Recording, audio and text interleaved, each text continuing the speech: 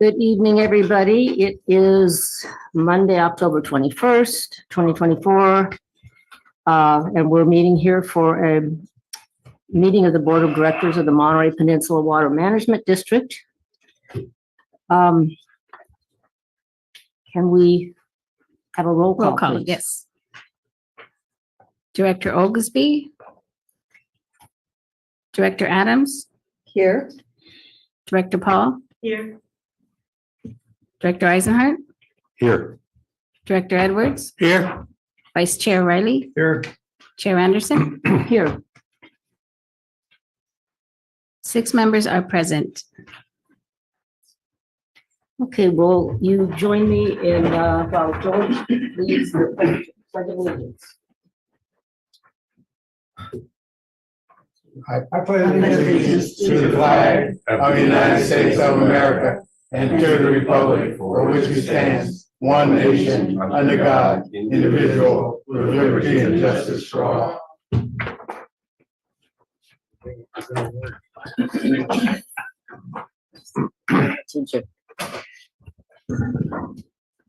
All right. Are there any additions or corrections to the agenda? There are not. And now it's time to ask if anybody would like to say anything to the board about any issues except those that are on the agenda. If you'd like to make a comment, the limit is 3 minutes. Please let us know. No comments. One on the, there's On some on the Zoom. Are there? I see, I can't see that far. Oh, thank you. But yeah, to keep out there. I see it. Melody, when you're ready. Yeah, Melody Chrislock. This is just an idea that I was going to throw out there. I just wondered if it's possible that the money that has to be paid back in the taxpayer's lawsuit, would it be possible for us as ratepayers individually to sign something saying we would like to contribute that money to MPWMD as a thank you for all the work they've done on our behalf? You know, I just wondered. I mean, I hate to see it just all go to the state. Why? You know, we'd rather see it go to you guys. Anyway, just a thought. Don't know if it's a legal possibility, but thought I'd throw it out there. Thanks. Thank you, Melody. We never start gentle with this meeting, do we? All right. Anna Thompson, when you're ready. Oh, excuse me. I really can't see. Good evening. Anna Thompson. I'm a resident of Carmel.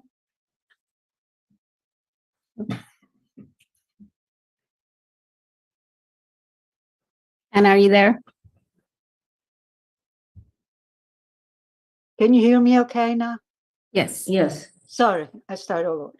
Okay, and good evening. Anna Thompson. I reside in Carmel.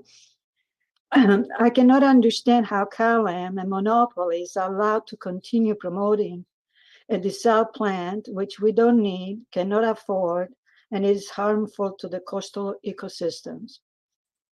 There are too many unresolved issues with CalAm's proposed desal plant, including groundwater rights, environmental damage and degradation of coastal ecosystems, saltwater intrusion into marinas water basin, and with the expected rise of sea levels, the feasibility of the proposed slant wells locations. Basically, by the time it is completed, it would have to be modified. CalAm's proposed desal plant will likely double the cost of our water, making it unaffordable for a large number of inhabitants. The Pure Water Monterey has been producing enough water to stop CalAm from its overdrafting of the Carmel River, and the in-depth and well-documented analysis of water supply needs shows that the expansion of Pure Water Monterey will be producing the additional water needed for growth, housing, and drought for at least the next 30 years.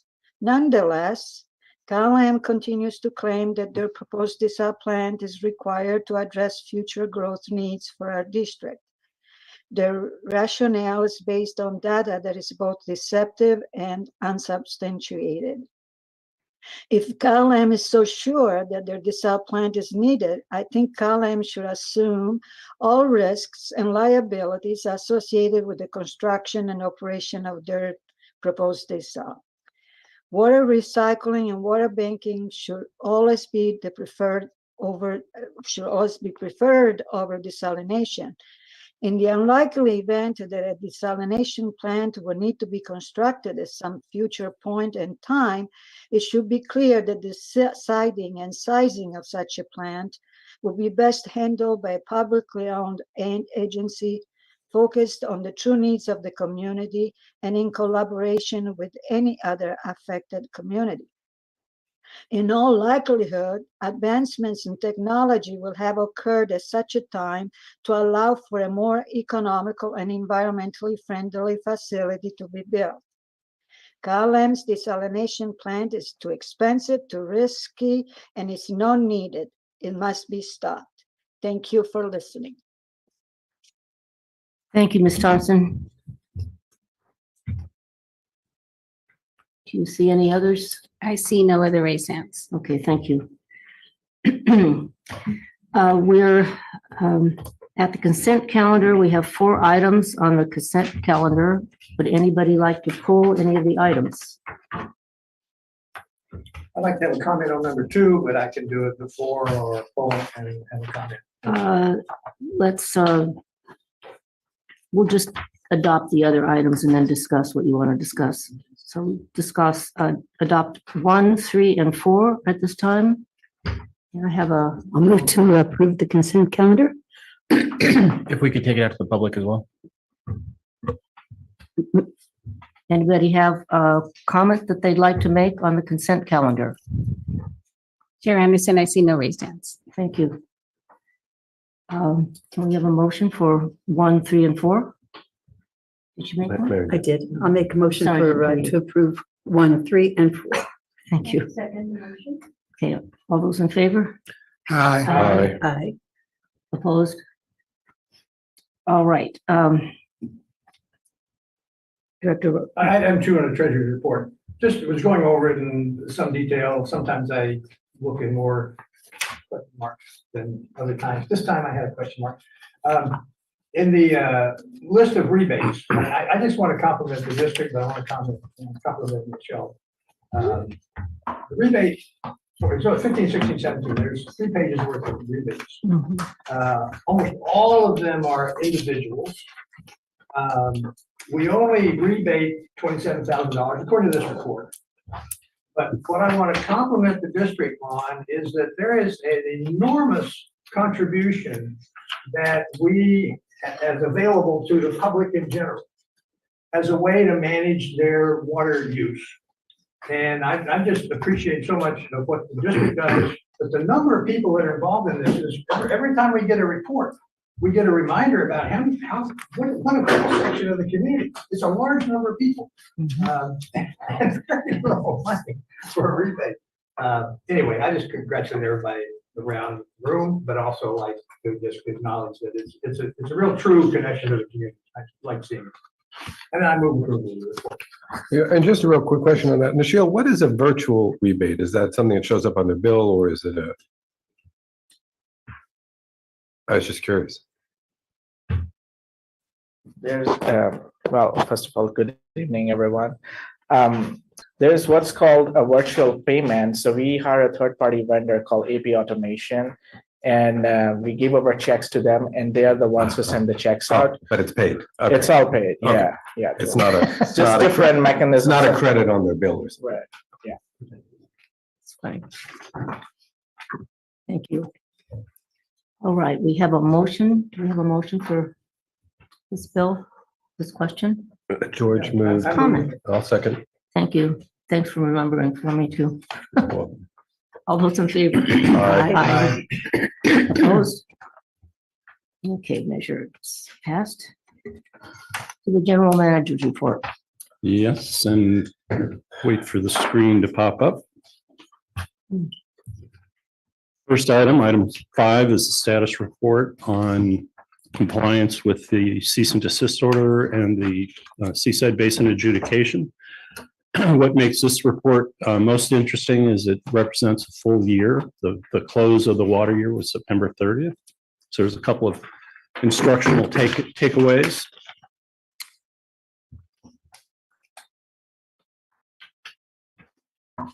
There we go. And this first slide is very good news. You see the actual under Carmel River Basin, 3,347 acre feet. The legal limit is 3,376, so very close to the legal supply. Last year, the community left about 950 acre feet behind under that water right. So this is where Cal-Am should be commended at pretty much maxing out on its legal limit. Next slide, please. Takeaways here. Oh, back one. Is we've gotten through the whole year without taking any stored ASR water. That's the zero actual in the first column. And Sand City had some performance, but you may recall there was a 4-month period earlier in the year where there was no activity at Sand City. Next slide. Yeah. One question on that slide. Sure. Monterey, pure water Monterey recovery, you got in red 40. And that's just actual versus budget, but we did deliver the contractual 3,500 in the fiscal year. And so we always have these issues of water year versus calendar year versus fiscal year. And so the plant is producing what's needed, what's required. There's actually a surplus that went into the operating reserve. But when they budgeted for the water year, obviously it was a lower budget than we actually had pulled out. Okay. Yeah. The next slide is the production for customer service. This is a measure of overall demand. And the takeaway here is for the very first time, overall production for customer service or demand went under the 9,000 acre foot per year mark. This is 8,972, about 146 acre feet lower than last year. Which third year? Pardon? Is that the third year? That's the third year in a row. We'll go to the next chart and I'll graph this out for you. This is the last 25 years. And you can see the last 3-year average, the last 5-year average, and the last 10-year average. And you can see basically we've been in a 10-year period between 9,000 and 10,000, with this past year being the first dip below 9,000. I didn't think it was possible, but apparently it was, that we have gone down 3 years in a row significantly as opposed to kind of that steady 7 years prior. So That's wild.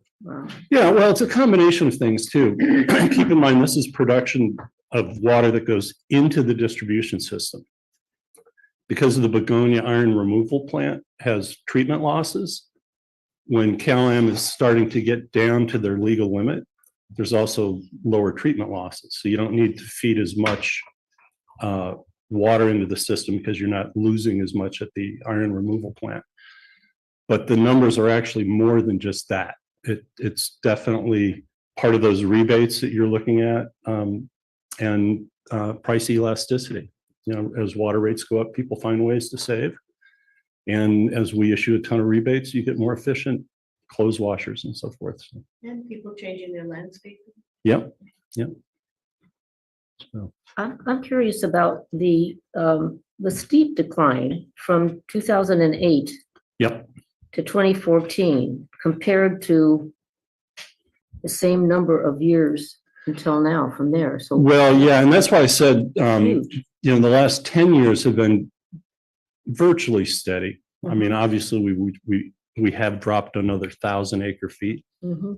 And that's what we call hardening of, you know, the incremental impact of conservation activities gets you less and less. But there were a lot of conservation programs that were put into place, our visitor serving conservation programs went in 2002, and those had major impact.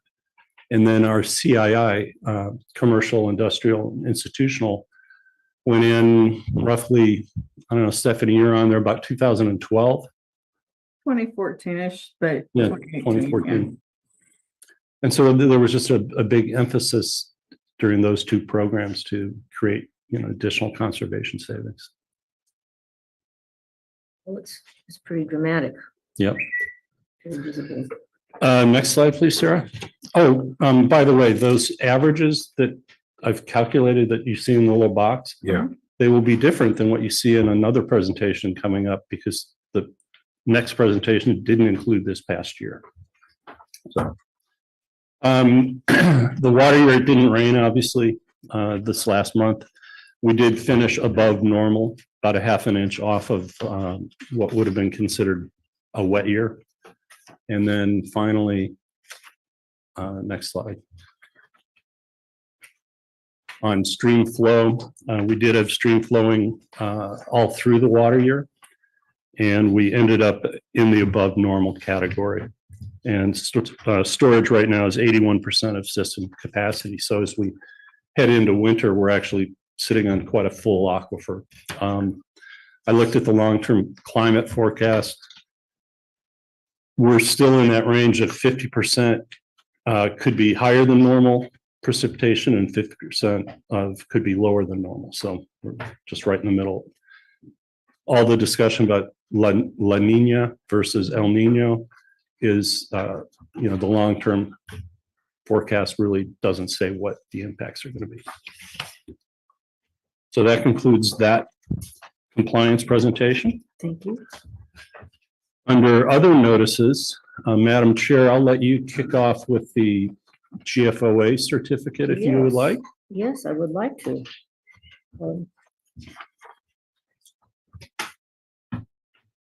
65. I was happy to get this page everybody has to get this little note to me and with my packet. And it is the announcement that from the Government Finance Officers Association that we again have qualified for the Certificate of Achievement for Excellence in Financial Reporting. It's the highest form of recognition in governmental accounting and financial reporting. So I want to say congratulations to the district. That's wonderful. And those who do this work, I'm very excited about that. And We're all proud of that. specific shout out to Nikhil Bali, the There he is. CFO. Mhm. Thank you. The credit goes to the team. So, It's a deep team. Very generous. yes. Also in your packet was an update on the Pure Water Monterey expansion project. Some other things that are not in the packet. Tomorrow and Wednesday, we have a certified landscape irrigation auditor training. And we've got 24 people signed up, which is a real good number for this kind of program. So shout out to the Water Demand Division and their efforts there. And then just an informational item, the Water Demand Committee took up the issue of the letter that was sent to the entire board about keeping intact a credit for rainwater recovery or gray water systems. We had taken away a credit for that prior policy several years ago. And the recommendation of staff and approval of the Water Demand Committee was to leave that intact. So in other words, we do not offer a credit for stormwater systems. We still offer rebates, however. So, we would encourage people to continue to build these systems and seek a rebate. And just for the benefit of the members of the public, the difference between a credit and a rebate in any amount is what? Yeah, so credit, you could come in and offset putting in a new fixture. Credits like having wet water in your bank account. So if you wanted to build something. We don't find stormwater to be reliable to establish a credit. Water credit, that's all. Yeah, water credit. Yeah. Yeah. So, Got it. Good. And that concludes my reports. So next, do we have a report from any directors on anything exciting that they did? Trips, conference attendance? Madam Chair, you skipped over Did I skip one? my report, which is fine. I'd be personally I'm so offended if I were you, Mikey. He knows No. I can't see. Thank you. Yeah, thank you, Madam Chair. I'll start off by reporting out the 2 closed sessions that we had. So the board did meet in 2 separate closed sessions on both September 16th and again on October 11th to discuss the ongoing litigation regarding Monterey Peninsula Taxpayers Association versus the district, referenced in the litigation report on page 73 as item 1B MPTA 2. That case number is HO51128. That's the appellate court case number. In those closed session meetings, the board did receive updates from both general counsel and special counsel regarding the status of the case, and directions were given to counsel, but there's no reportable action at this time. Shifting to the general litigation report, this is starts on page 73 of your packet. You have the report of the pending litigation before the district. This memo is similar to that was provided last month, with any new information highlighted in yellow. But I did want to just briefly go over the pending cases involving the district, keeping in mind any discussion on these items would need to be set for a future closed session discussion. First off, item 1 is the MTPA lawsuits. We have a total of 6 separate lawsuits from the Monterey Peninsula Taxpayers Association. While they are separate lawsuits, they collectively challenge the various aspects of the district's collection of the water supply charge. And we've internally referenced them as MPTA 1 through 6. These cases center on the events covered under MPTA 2. Most recently, the appellate court affirmed the trial decision that the sunset provisions set forth in Ordinance 152 had been met and that the district erred in not discontinuing collection of the water supply charge. Currently, as directed, special counsel has been working with MTPA's counsel to wrap up all remaining litigation and address potential refunds and attorney's fees. That's where that resides right now. Looking at the second case before us, that's the public's ownership of Cal-Am. That's case number 23 CV004102. This pending lawsuit embodies the district's efforts to fulfill the electoral mandate of Measure J to acquire the ownership and operation of Cal-Am's water supply facilities. While this case remains in the early stages, Cal-Am did challenge aspects of the lawsuit through a demur, which was the hearing was held on August 23rd. Judge Valletta issued a tentative ruling in the district's favor, but we still have yet to receive that final ruling. We anticipate receiving that order by the November 19th case management conference, but we're at her prerogative there. In tandem, Cal-Am has requested to take General Manager Dave Stoltz's deposition in November, and that'll delve into the factual basis of the lawsuit. Shifting to our third case, this is the LAFCO case, Court of Appeal case number HO51849. This lawsuit centers on the district's challenge to LAFCO's conduct and administrative decision regarding exercising the district's power to acquire Cal-Am. We have no substantive update on this matter, but briefing schedules will be clarified in December, roughly December 6th, we anticipate to have a clarified schedule. For City of Marina versus the California Coastal Commission, this is case number 22 CV004063. This lawsuit challenges the Coastal Commission's issuance of a coastal development permit to Cal-Am for the proposed desal plant. Briefs in this matter were filed in July and September. The latest reply briefs were filed October 3rd, and a hearing on the merits is anticipated for November 13th before Judge Wills in the Monterey Superior Court. For the CPUC matters, the district has 3 matters pending before them. This is the amended water purchase agreement, the 2022 general rate case, and the PUC acquisition rulemaking case. Regarding the water purchase agreement, the deadline extending the statutory deadline was extended to December 31st of this year. Staff and council have set several ex parte meetings to ensure the PUC commissioners have up-to-date information and understand the issues at play, but there's no real update there. Regarding the general rate case, comments have been submitted by all the parties. and the PUC issued an order extending the deadline to issue its proposed decision to March 30th of 2025. Similarly, regarding the PUC acquisition rulemaking, we're not clear where we are in the process, but the PUC did issue an order extending the statutory deadline for that to March 30th of 2025 as well. Regarding items 6 and 7 in the report, this is not a pending litigation, but it is threatened litigation. There's still the two matters, CalAm versus MPWMD. This is regarding the Aquifer Storage and Recovery Agreement, as well as the Sierra Club versus the Water District. That's regarding the attorney's fees. There's been no movement on those cases, so I don't want to dive into those, but if there is any movement, we'll be sure to let you know. That Thank concludes you my very report. much. Madam Chair, just a question. To GM, we have received on our property taxes that we will not be charged. Right. Could you cover that for the public, let them know we're on top of this? Yes, and so Michael mentioned that the 6 actions, the Taxpayers Association, one of which was our appeal of the Superior Court ruling. We lost on appeal. The remedy is to sunset the collection of the water supply charge. We were able to reach the Treasurer Tax Collector's Office about a week before the bills got printed.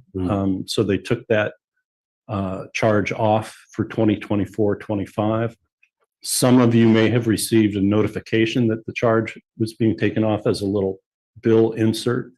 Oddly, I did not get one with my property tax bill, but certain of you have received it. And so that was just informing the public that it was removed. Somewhat confusingly, at the same time, certain jurisdictions now have the sewer fees collected on the property tax bill. So City of Monterey approved collection via that collection mechanism. Monterey One Water, who just left the room, did not approve collecting their sewer fee on the property tax bill, as did not the City of Seaside. So different jurisdictions will now have different information, but that is not our charge. It's not a replacement of our charge. So presently going forward for the current fiscal year, there'll be no district charge. Through the chair. Yes. Thank you. Going back to Melody Chrislock's initial comment, and I didn't mean to be glib when she made a comment. It's an important one. You know, I don't fully understand how this works, but one of the things that I noticed, or well, truth be told, my wife noticed on the bill and told me about it, is that she was required to forward that tax bill to our lender. So a lot of people have property tax impound accounts, myself included. I don't like getting a big bill twice a year, so we just don't think about it. Yeah. So on the one hand, I would say to Ms. Chrislock's point, if you don't bother telling your bank, they're going to pay it because if they don't see the updated bill. On the other hand, it will come out in the wash with a refund down the road, and it could cause confusion also with individuals, lender. Yeah, our understanding is that none of the, well, don't say none, about 30 prepayments of the 2024-25 property tax bills had taken place.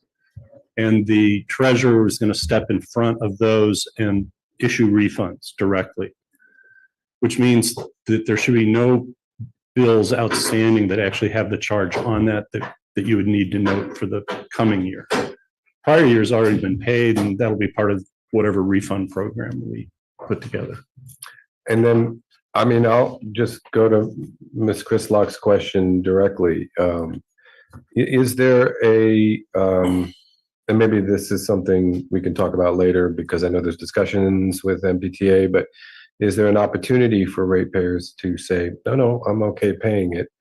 Or is there just no vehicle for that? No, there will be a claim vehicle put into place. Part of the problem is properties change hands. And so the payer has to evidence that they made the payment. because some of these amounts are so small, Mm. the likelihood of participation is low. But that probably won't stop the association from seeking some CPRE Yeah. settlement fund. Yeah. And so the idea that Ms. Crislock put out there is a valid idea for that settlement fund. Right. But that's really premature, kind of waiting on. The answer Next to your steps. question is we're exploring all avenues and options, and we're going to be discussing it with opposing counsel to make sure whatever we do set up, they're okay with. And just for the benefit of the public, without getting into what that's going to look like, you would agree that whatever it is, it's going to require court approval? Yeah. Okay. So there's, Yeah, there's transparency there once the Yeah. sausage is made. And I'm sure we'll be reporting it out in our litigation report as well. No, and I figured as much. I just want the public to be aware Yeah. that there will be transparency on the process at the appropriate time. Correct. And our hope is that it will be something that benefits the ratepayers and our constituents. Yeah, I think the one thing that should be noted, Ms. Crislock did say that the money would go to the state if unclaimed, And which we've now learned is not the case. So it should stay local. Oh, that's good to know. Yeah. Okay. Thank you. thanks. Now, do we have any reports from directors on trips, conferences? One, briefly, I and George as well attended the quarterly meeting of the Special Districts Association, which this time took place in Spreckles, because we didn't have we've been meeting in Seaside, but that the facility we've been using suddenly demanded a very high price rental fee. So we met in Spreckles. For all of those of us who came from the peninsula, the ride was horrible because of to get to a 6 o'clock meeting and going on 68, it was long and very annoying. So that's not a practical location. But the good news is that we will be able to go back to using the Seaside facility, which is more, I think, better for everybody. The presentation was by a woman from the office of the county that distributes the property tax funds to educate all the recipients, and of course, education is a big one. And she explained that very, very complicated allocation process, which I'm not going to try to explain to you. To be honest, I think many of us could not follow half of the presentation in terms of the details of how it gets allocated. But the thing that I took away from it is that we are still living in a type. Prop 13 made it so difficult and complicated to fund the public schools. It really did, and we're still living with that, trying to solve that problem. And I'll stop there. Thank you very much. I report too on the same meeting. I was particularly interested in what, it was Rupa Shaw, that's the name of the auditor controller for the county. She kind of tweaked in a prior world, I was really close to Prop 13 being implemented and how the tax burden shifted to residential properties. It was tightened up on residential properties and loosened up on rentals and commercial properties, as I understand. But just that morning, this was just a week ago, just that morning, the Board of Supervisors agreed to join the county of Santa Cruz to raise a question about the original formula of 1978 on how they allocated funds to the jurisdictions. And the question, as I understand it, was in 1978, Prop 13 was implemented, and they fixed in place the allocation formula based on existing property tax income for separate jurisdictions, schools, cities, special districts, and so on. What the board did, which was really intriguing to me, and I'm really glad to see it, is that they want to raise the question about updating that formula, because the formula then could have said a special district A was collecting this percentage, and it's in the 0.000 factors. I mean, these are really small numbers. Nevertheless, a special district may collect a certain amount. But over the years, that special district may have grown, may have annexed more property, may have increased their obligations to the service they're doing, and others may have declined. But that formula still exists. What they want to do is go back and update the formula based on current factual information about what special districts are spending and doing, and then what are the services that they're providing. Anyway, it's a long story short. I'm just so glad to see this, because what has happened over the years is that commercial properties, which do not turn over very often, have been able to maintain a tax base that's largely doesn't change. But residential property is turning over all the time. So every time it turns over, the new value is what's the taxable base. And so slowly the tax income at the state level, but also local levels, I mean, everywhere, is that the burden of supporting public issues, public services, has fallen on residential properties in a distorted way, and has reduced the burden on commercial properties.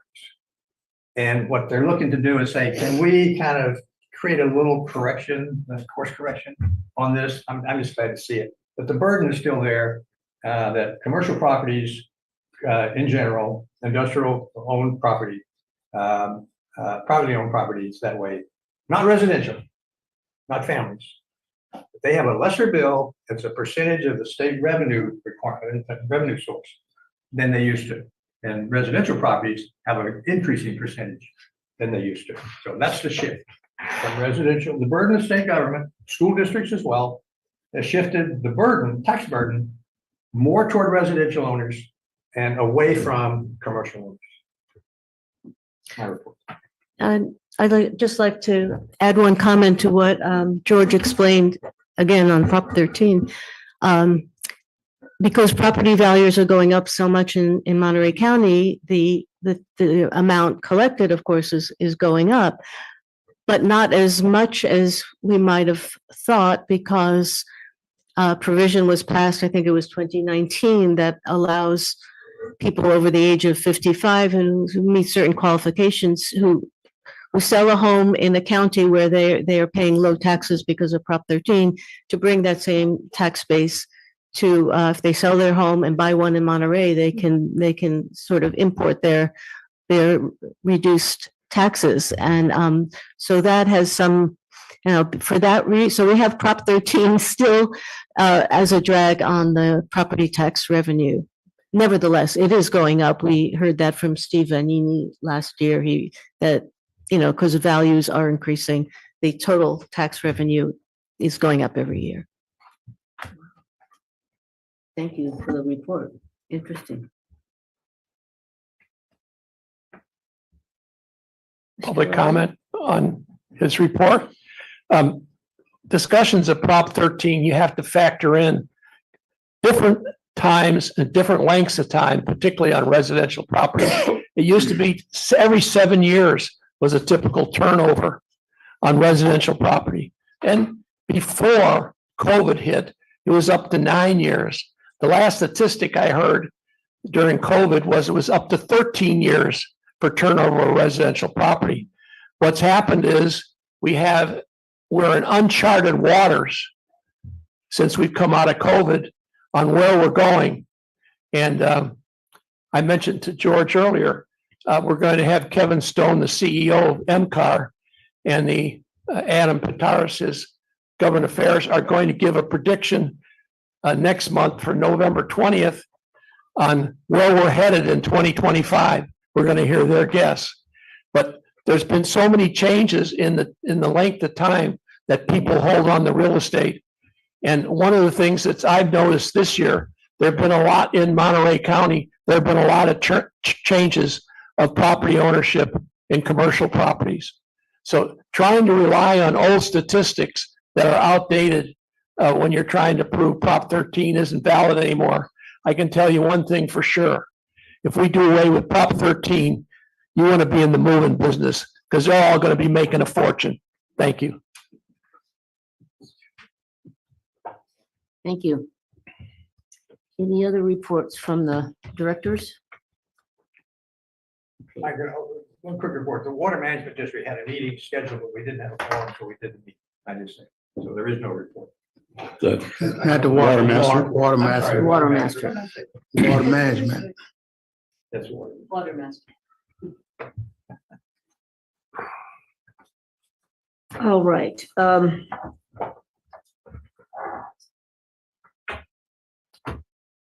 We are on item number 9. Yes. Is that correct? Thank you, Madam Chair. Item 9 is a cleanup request relative to the salary survey adjustments that were adopted and the changes to the MOUs at your July 15th board meeting. We relooked at 3 positions as to whether or not they were appropriately compared to others in the industry. And then one of the things we noticed as an after effect was that we had 2 management positions where people actually manage 4 to 6 people that fell in line with line positions that do not manage people, which was viewed as kind of inequity and an oversight. So the recommendation here is to move 2 management positions to above the highest level single position and to modify one of the 3 staff level positions, which is the meter program coordinator, by 2 ranges. The overall impact of this change would be about $33,000 a year. Okay, thank you. Does anybody have any questions about that or comments? I mean, I went through this so thoroughly, but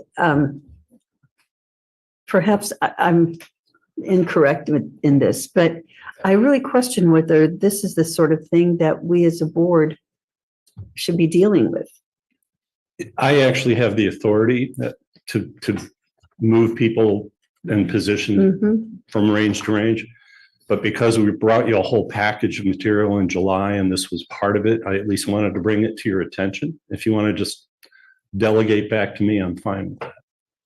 Well, as I read it and was looking at questions, what the heck do I know about this? Yeah.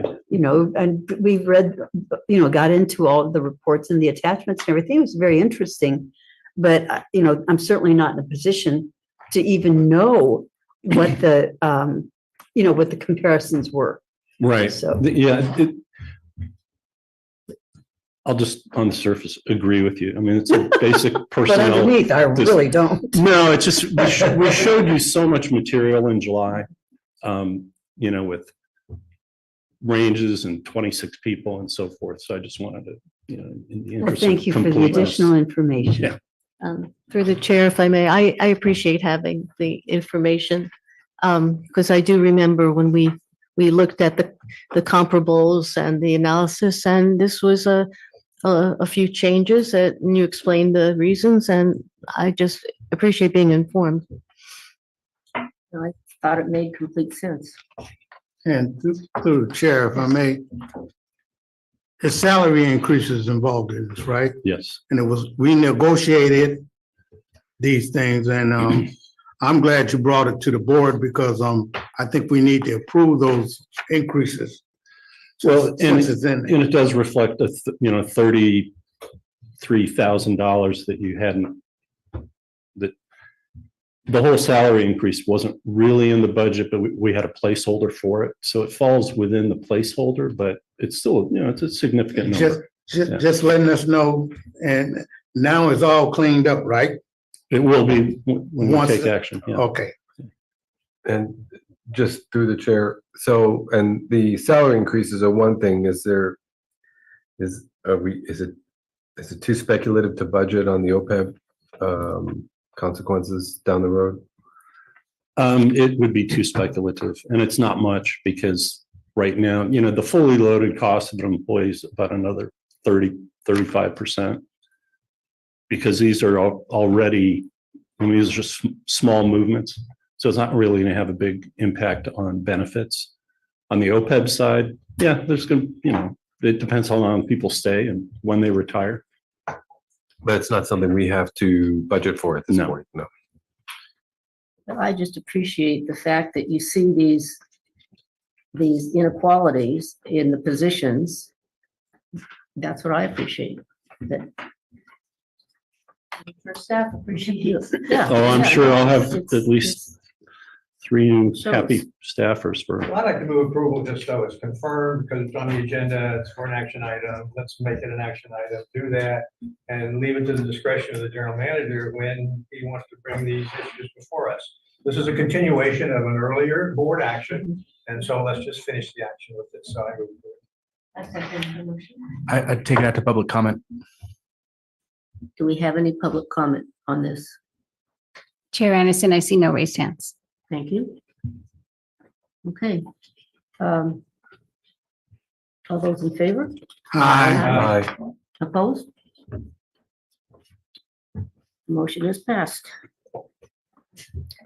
The next item is related to what I'll loosely call an amnesty period for cleanup of open water permits. I think the Water Demand Committee had a fine time on this topic.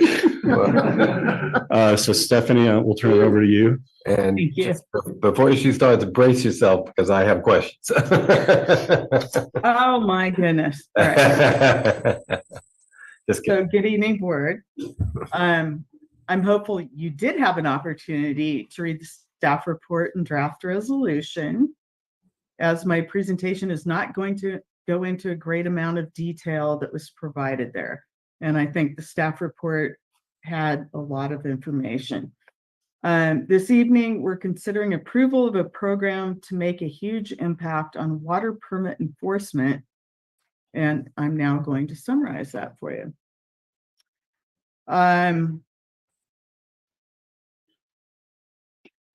As the district prepares to allocate water from the Pure Water Monterey expansion, the focus in my division, the Water Demand Division, is on resolving open permits, namely those that have not achieved a successful final inspection or have other compliance issues. There are approximately 1,600 open permits from 1993 to 2022. And if you read your staff report, you will see what the number of permits we issue per year is and what our number of inspections are. It's in the first paragraph. To facilitate the accomplishment of closing open permits, staff is recommending adoption of Resolution 2024-13. The resolution authorizes the use of the district reserve allocation and suspends specific rules for a one-year amnesty period through September 2025 for water permits issued prior to October 1st, 2022 that are in an open status in the district's permit database, as well as properties that didn't have a water permit on file and unpermitted water fixtures were found during a pre-2017 inspection. Recognizing that water from an allocation is required before an amended water permit can be issued, the use of the district reserve allocation is warranted during the amnesty period to enable permit amendments to close the books. Properties that have a previously purchased entitlement, which are those in Pebble Beach and Malpaso, would be required to use their entitlement before being able to use a district reserve allocation. Following approval of the resolution, current property owners with open permits will have the opportunity to clear their violations more easily. This will be achieved by suspending the requirement for complete construction plans and for districts having to stamp the plans as part of the permit process, suspending collection of the capacity fee, and suspending collection of fees related to permit modification and enforcement. thus reducing the burden on property owners and encouraging them to resolve outstanding issues without facing significant financial hardship. The intended outcome is to achieve substantial compliance and close permits that will otherwise remain unresolved. So the district's Excella database program, which we've invested heavily in the last several years, is particularly capable of handling the follow-up requirement for non-compliant open permits. With the Excella program, staff is prioritizing the completion of final inspections on open permits. That's the first step in the effort to close these permits efficiently. After this initial phase of final inspections, there will be a need to follow up on the other non-compliant properties to ensure full compliance across all records. Besides final inspections of open permits, staff plans to take enforcement actions against property owners with violations, therefore filing notices of non-compliance, and enforcement against those properties that have notices of non-compliance. And finally, following up on inspections where unpermitted fixtures were documented, which require a new water permit. Staff has planned a communication and outreach strategy to notify property owners of the amnesty period with legal notices in local papers, in addition to the direct mail that's currently underway to close these permits and get final inspections, and to collaborate with the Monterey County Association of Realtors and the local planning and building departments to ensure that real estate professionals and municipal staff are well informed and can assist property owners with appropriate actions to bring them into compliance. Jurisdictions will be required to sign off on the district reserve or will have to enforce removal of unpermitted fixtures or risk a debit to their future allocation after the amnesty period. Staff has already been periodically visiting the jurisdictions to ensure they know about and are engaged in the district's inspection process and help to prevent our inspection requirement from being overlooked. And they will continue this with an ongoing priority. At the end of next September, the district will provide a summary report to the jurisdictions, giving them an opportunity to bring remaining open permits into compliance and close status before the district takes further action. These outreach efforts are designed to maximize awareness and participation in the amnesty period, ultimately leading to improved compliance and responsible water management in the community. The Water Demand Committee met October 3rd to discuss the background and classification of permits and focused on the idea of an amnesty period and the utilization of the district reserve allocation. The committee agreed to create a level playing field by incorporating the district reserve into the process. Staff was tasked at that meeting with refining and detailing the program concepts to present to the board for further consideration at this meeting. So in closing, staff recommends the board approve Resolution 2014-13, supporting closure of open permits by implementing a one-time amnesty period to help close certain open water permits and address unpermitted water fixtures by temporarily adjusting several rules and waiving fees through September 30th, 2025. I'm here for your questions. I have a question, Stephanie. I was kind of hard-nosed, but under the suspension of page 84 is the suspension of Rule 23. If the same people that let's say put in a fixture and they didn't pay a fee for it, same people still own the house, why wouldn't we collect something like $364 on that if the same people were there? So Finally, Same question. Huh? I had the same Yeah. question. okay, so the whole concept of this proposal is to close permits that are open that are never going to get closed or won't get closed for many years probably. And so we have a number of permits that don't have final inspections, which is our first focus. Yes, there are those people who have fixtures that have been identified. The whole concept is to try to close everything and give people a chance to do it without having to pay fees. Our capacity fee is really high. The jurisdictions don't necessarily want to give up water at this point. Many have very little, a small amount of water available. And so this is an opportunity to just open it up, get people taken care of. So it's an expedience. It is very much an experience, yes. And also make it easier for people to come into compliance, I assume, and a bit of an incentive to get it done. It's a huge incentive because if we don't take this action, essentially what happens is a continuation of what's been happening, which is we do final inspections when somebody calls us. And we've identified now 1,500 people who haven't called us. And we follow up, and if they transfer title, we do an inspection, we close, at that point, we get brought into the process, try to close the permit. The hardship is the jurisdictions don't have water just set aside to clear permit violations. And so those people don't have an option. The only option is to get compliance is basically remove the fixtures, which might mean actually opening up their walls, taking out the fixtures, having to redo walls, redo flooring, etc. And it's a very expensive, huge process. This is just a way. Let's pause for a second, Stephanie. So, I mean, this started with why not make them pay if they're still the same property owner, and They're not.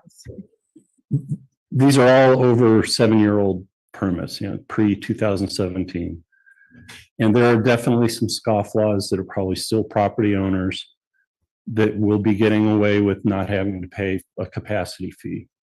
But the goal was to try to come up with a uniform program that could have the biggest basket of these and just fix them all at once.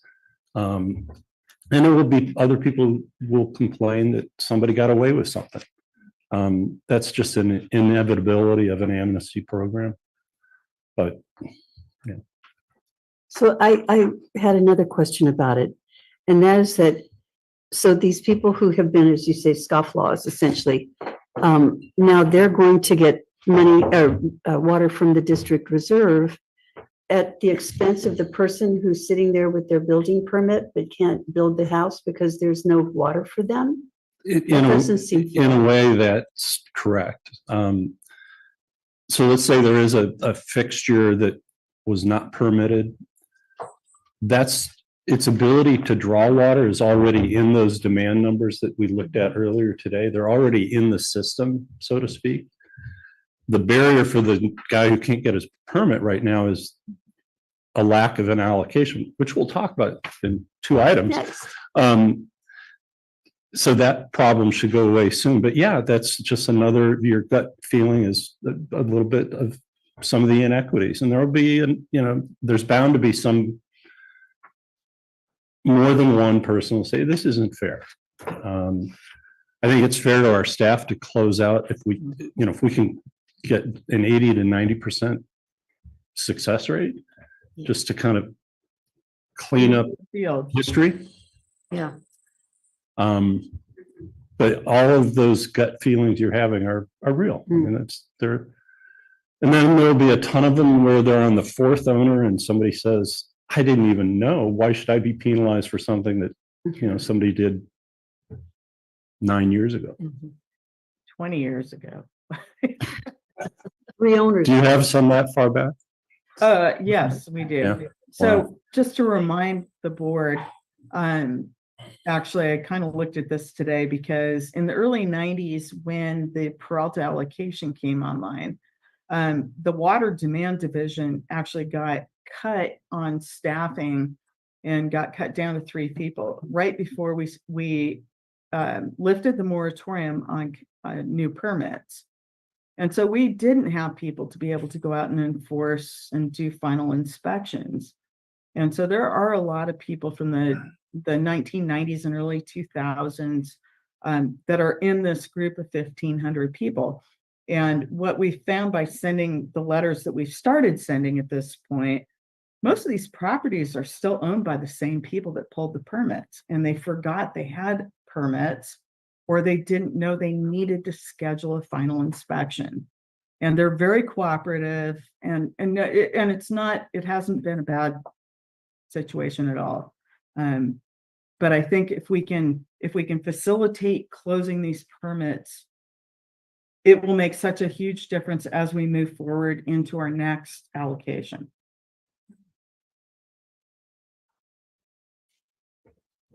I have a couple questions. Director Paul? Thank you. Actually, I have a couple questions about staffing. Do we have enough staff? And then maybe this is actually a question for our general manager. Do we have enough staff going forward, during this amnesty period and afterwards?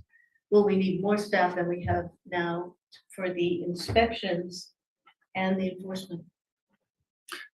Well, first of all, this was a staff initiated proposal. So I commend Stephanie's staff for bringing it forward and figuring out the details. And in their view, that they are staffed to do it and they'd like to do it. It just means that You have to priorities will focus. get shifted. Yeah. I also, it occurs to me that progress reports would be helpful to the board, maybe quarterly or something like that, just to let us know how it's going. Is this facilitating compliance as we hope? I think that would be helpful. I'd be happy to do that, yes. And is the most common, well, 2 questions. Is the most common reason for the open permit fixtures that were not permitted and unpermitted fixtures? And the other is, well, okay, I'll let you answer that. Okay.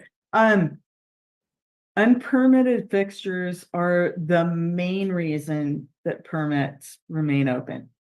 But that's not the whole picture, because you've got a lot of, and your staff report has a list of different reasons permits are open. The other primary reason is because people don't contact us when they finish the project. And we've been working very hard with the jurisdictions to have them contact us before they actually allow occupancy or final building project. And so I think, we're looking at 30 plus years going back in time. What we have today is totally different, where today the jurisdictions ask us to do inspections before they finish a project. But 20, 30 years ago, that wasn't the case. We didn't have staff, people didn't call us. And yes, properties have changed ownership. And so sometimes the new owner doesn't know they had a requirement to call us. Mm-hmm. But I think our plan right now will accommodate and accomplish some really credible closing of these permits. And I think if you can give us the opportunity, please do. Yes. I do want to say thank you for the staff note, which was very informative, very clear. I did read it. It's very good, and I just want to call out one particular aspect of the proposal, just for the sake of everyone and mainly the public, and that is that because we have in your proposal, you say, I'm looking at page 85, that to come into compliance, the homeowner will have to comply with the standard that was in effect at the time that the permit was sought. And that strikes me as Fair. I mean, it's fair, it's fair. Of course, it would be much better for conservation if they had to come into compliance with current standards, but that would kind of run counter to making it easy to come into compliance, and it is certain fairness, but it's a reminder of why going forward, we don't wanna, we wanna close permits, you know, in a timely way, so we don't have this, this is not helpful for conservation efforts. There's a huge gap and there have been so many changes in our requirements, yes. Thank you. I have a comment. Is there a general idea about out of 1,600 permits, how many or percentage are in unincorporated compared to incorporated jurisdictions? That information's available, but I do not have it right now, Director Riley. Okay, well, I do think as we automate more of our, operational needs and. Yeah, we have the information. Well, right, no, and I'm sure it's there, and that's not my point. I just want to compliment the value of automation because you get data that you weren't used to getting. You get it in different different comparisons that you weren't used to doing, unless you did it by hand. And I think this is where this is, I like the amnesty programs. I just think people forget, people do ignore, there are scofflaws, but I think more than likely, they're just somebody just, I forgot to do it. I didn't make them note. Yeah, I didn't know. You Right. forgot to do it. Yeah. Any other questions? Right. This has been a great conversation. On page,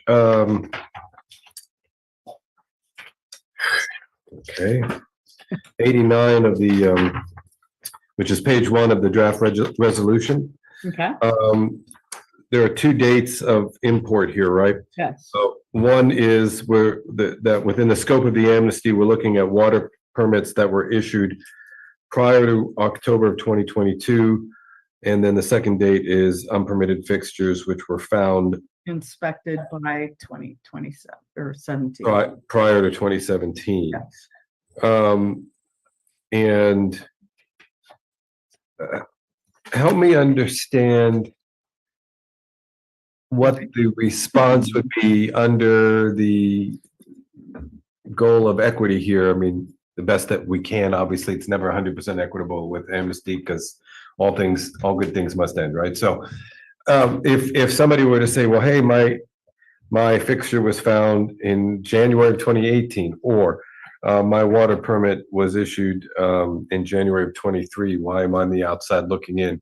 The response or the retort from you would be? So the 2022, the easier date, a water permit is valid for 2 years. And so one would expect the project to be completed within 2 years, and they would have called us for a final inspection. So that was that date. The 2017 date is a little more question for you as a board member, but selected because in 2017, so we have our administrative assistant who was hired during COVID, who has gone back as far as 2017 to contact all of those people who had open permits already. So the same process we're going through right now. Contacted those people, asked them what the status of the permits were, tried to get final inspections, et cetera, et cetera. And so if they had an inspection after that date, yes, potentially they could have had water fixtures unpermitted without a permit. But I think we're just looking at dates, hard dates that we could find. The 27 from 2017 to today, they have either responded that the project wasn't done, they've either had a final inspection, or they ignored us, and we've already recorded a notice of non-compliance. And then that was my question. Thank you. And then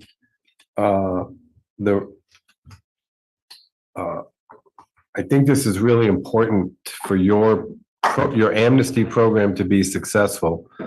is to do in some form or another, all the outreach to all of the stakeholders that would help to get the word out so that these people can either get in touch with the district so that you can have a successful close rate, let's say within the next year.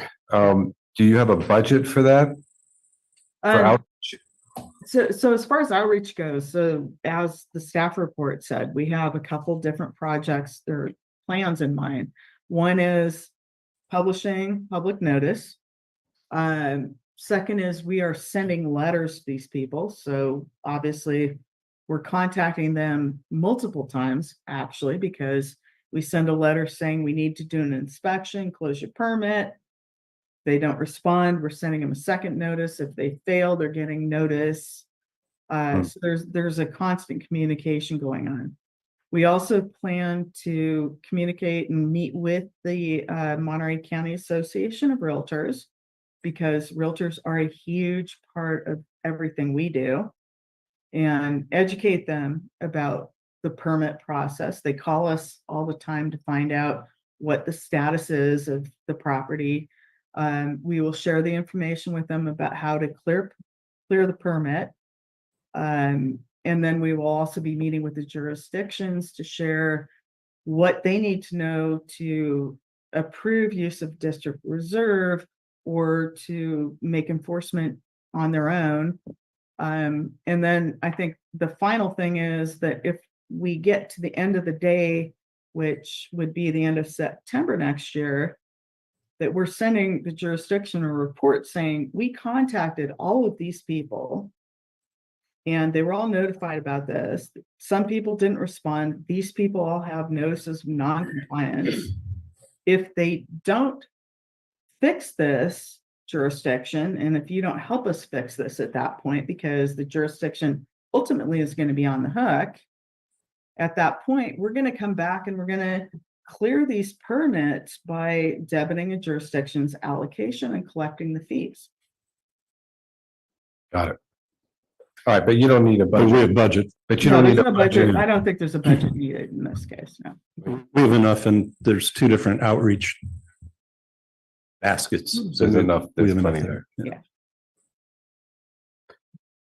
Wow, that was dense. Sorry. No, it's just important, I think, that if we're gonna do this, that, It's a big deal, yes. well, right, that we, and I know you will, and I'm trying to figure out how else we could support you to make sure that within a year or less, we're not really knocking on the jurisdiction's door very No, much. but my staff is very committed right now. They've already spent a lot of time. In fact, an example is when we first ran the numbers on these open permits, we had 7,000 plus open permits. And we divvied up those 7,000 permits, and my staff each took a bunch of them and they went through and they figured out where they could close because we had stuff that we could close. So we are solid on our 1,500, and we have 500 approximately that have deed restricted notices of non-compliance. And then there are basically an unknown number, but probably a smaller number of inspections that were done where they found unpermitted fixtures. And so that is our plan, and we just want to close this out before we move forward. Well, let me just close by saying thank you for being patient with us, and I think that Karen made the point. I think a lot of us made the point, including you, Stephanie. It's a way for us to be able to be as visible as we can to understand the staff recommendation and to be at the same level that staff is in understanding that the equity, anytime you're having amnesty, you got to look at equity. And it looks like you guys did a great job. But we were just trying to get up to speed with all of you guys. And the presentation was excellent. Yes, I do.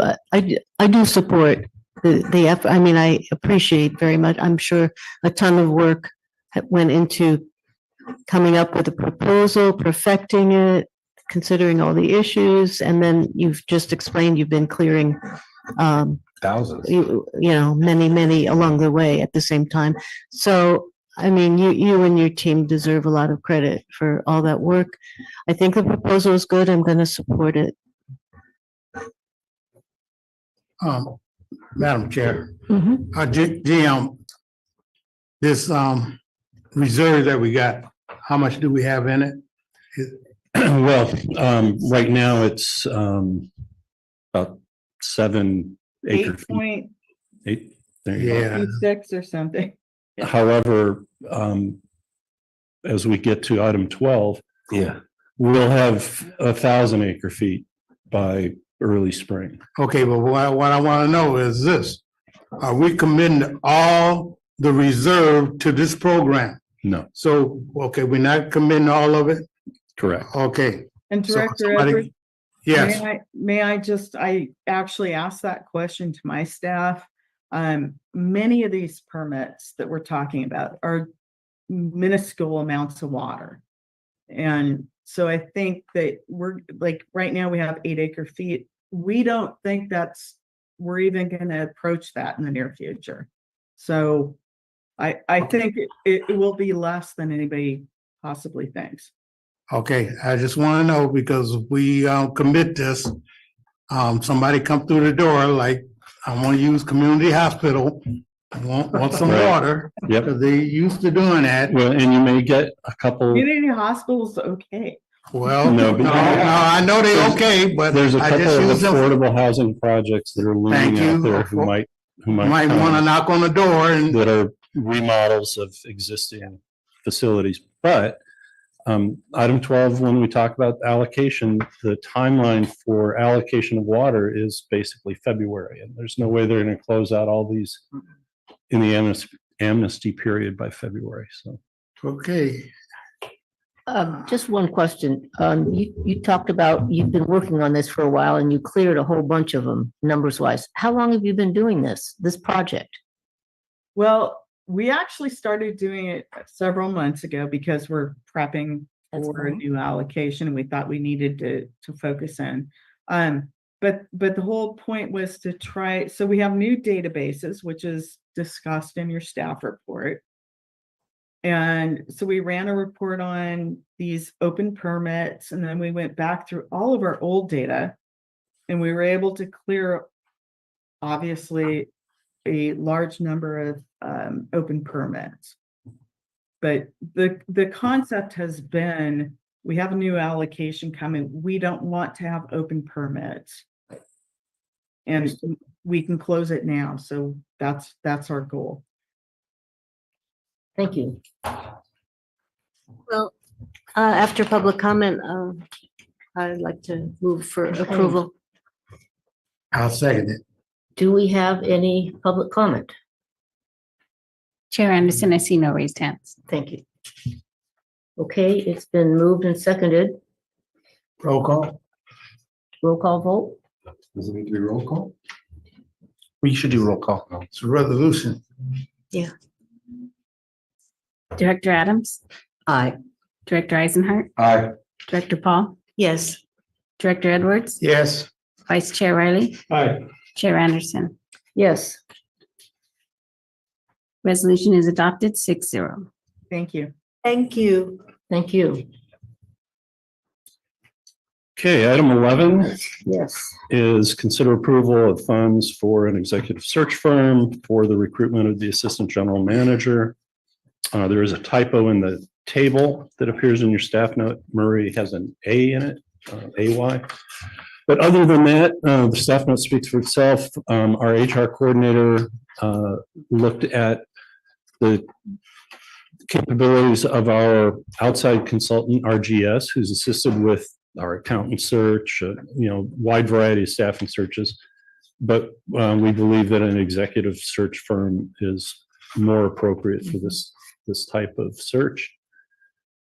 We had no budget for it, so we are here in front of you today, asking for an amount not to exceed $37,000.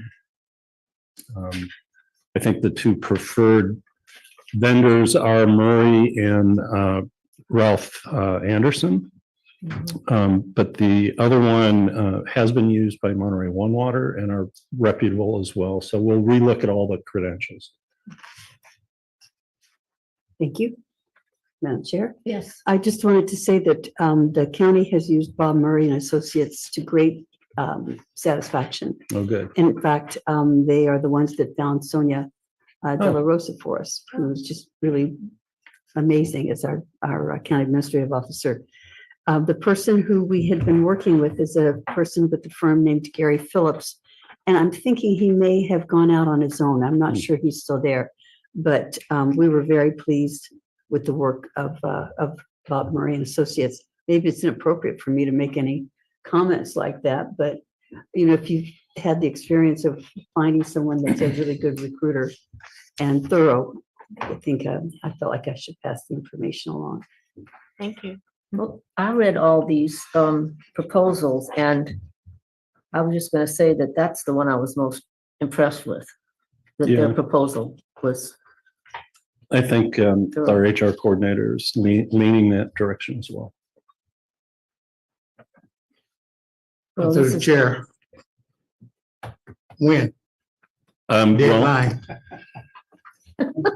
First of the year? if you approve this, well, so that's the other issue. We're heading into the Thanksgiving, Christmas That's season. and It's right. a tough time to do the search. So it'll be based on the recommendation of the selected search firm.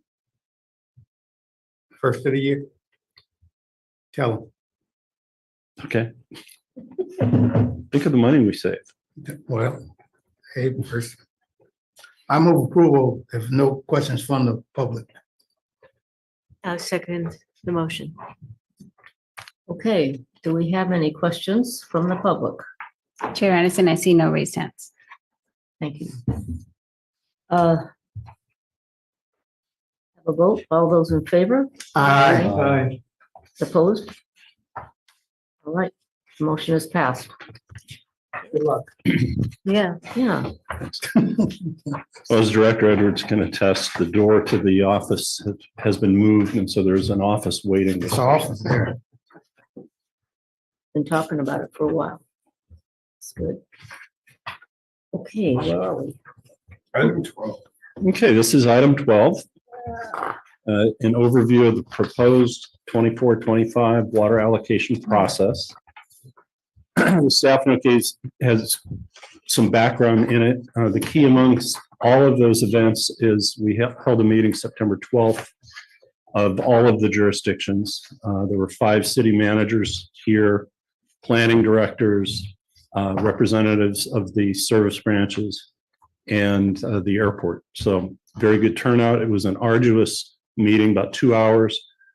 That's where staff got the detail on how we do our business. Now we're starting visits to city councils and the board of supervisors and the airport board to give them an overview of our proposal. We'll report back to you at the November board meeting and if necessary at the December board meeting if there's any policymaker pushback. But right now, generally speaking, there's been very little. I have a meeting set up with the city of Delray Oaks later this week to talk about their kind of special circumstances of being so small and seemingly reliant on Marina Coast Water District with the Fort Ord lands. But we'll talk a little bit about that. So with that, next slide, please, Sarah. So the district's history is in the 80s. We actually assigned, and this pieces of the water pie graphic came from that period of time. We actually said, here's how much water there is, and each jurisdiction was given an amount. So it was as if we assigned all the supplies proportionately to the jurisdictions. In 85, we started doing the review of building plans, and that's when Stephanie talks about water permits. In order to get a building permit, you need a water permit, and we look at pre-project and post-project. If there's an incremental increase in water use at a site, you have to show where that water is going to come from.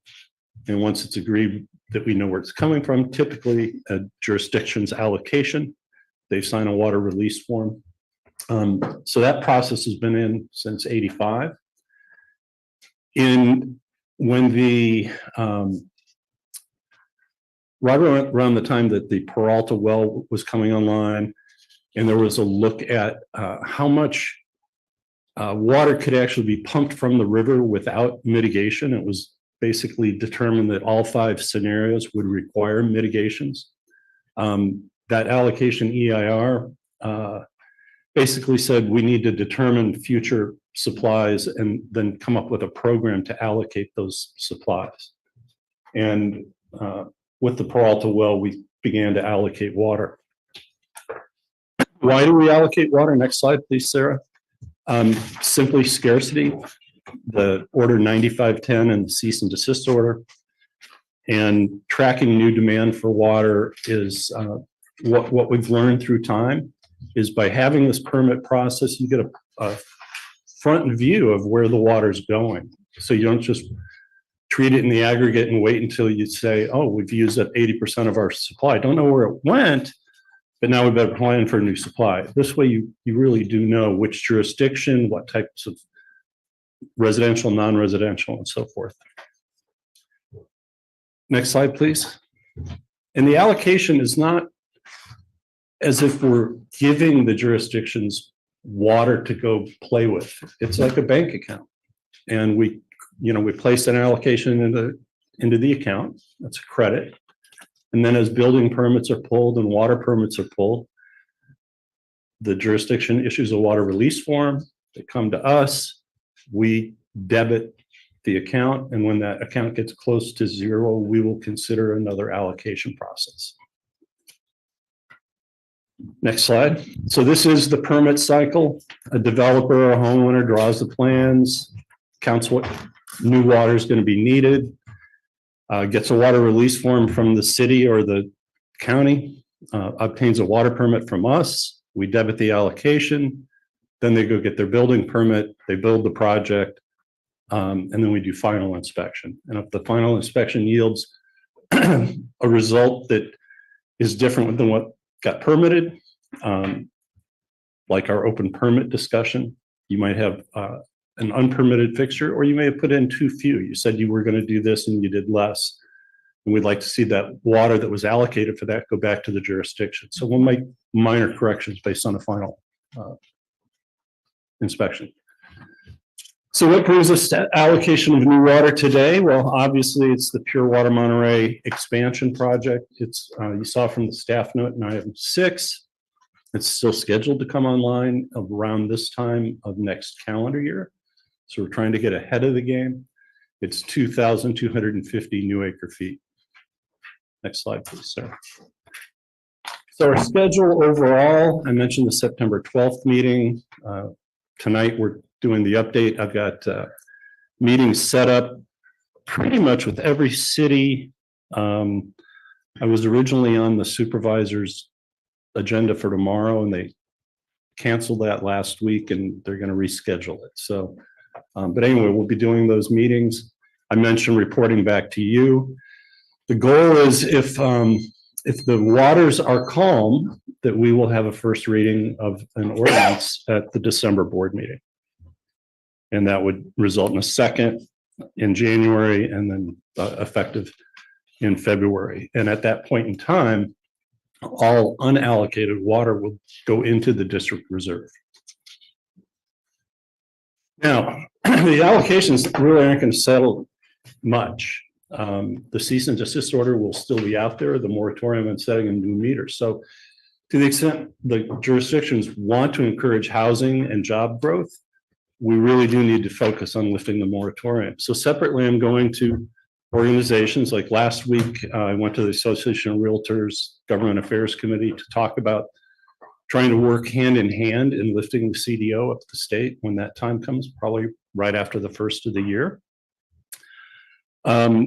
Which means only only remodels or renovations on sites with existing meters will be moving forward. You might see that translate to tearing down one unit and putting in a fourplex or something like that. So there may be some projects of benefit, but you won't see large scale projects until new meters can get set. The other reason for getting started on this allocation process was to at least let the jurisdictions know that they would have water so that they could work with developers on a kind of a long-term lead time basis. So takes us to the question of how much water is there to allocate? And this chart is just a basic list of all the sources of supply and how much water is available from those supplies. I can tell you that there are two areas of disagreement. Michael mentioned earlier the PUC.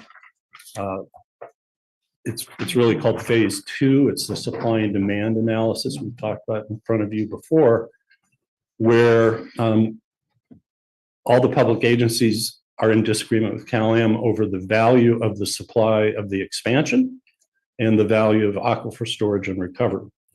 These are the numbers that we carry forward on those two. So ASR, for example, 1,210 acre feet is a 59-year average of what would be available based on recorded rain data. And then the 2,250 acre feet, CalAm in its testimony said, oh no, in drought, that's 0 to 1,100. And there's reasons for the discrepancies. Let's just put it that we're more confident in these numbers than we are in the testimony that was filed by California American. So all total, there's about 12,112 acre feet of available supply in an average year. How much is needed to meet current demand? Well, this is where I showed you a new chart. This is the old chart, and we're going to stick with the old chart for two reasons. This is what we've shown everybody at the jurisdictions, and it's also a little higher than the new chart. So little factor of safety built in. So we're using the last 5 years prior to this year. So 9,557 acre feet of demand. So how much of that demand, the 1,200 of supply, I'm sorry, 12,000 of supply versus the 9,000 of demand is excess for allocation? Well, we do want to say that there are factors affecting our thinking. The Seaside Basin needs a replenishment for the deficit that the standard producers have built up. CalAm has repeatedly linked a 25-year, 700 acre feet per year in lieu recharge to the successful completion of the desalination plant. If the desalination plant doesn't go forward, then we have to consider where that 700 acre feet per year might come from. At the same time, the pure water expansion can be a little bit less in dry years. And it's less in the summer, and then you can make up some of it in the winter, or what we call the shoulder periods. But there would be a 200 acre foot deficit in dry year, multiple dry years, and so forth. Demand could fluctuate based on weather and economy. We just showed you where demand is under 9,000, that 8,972 number. It could bounce back to a couple hundred acre feet.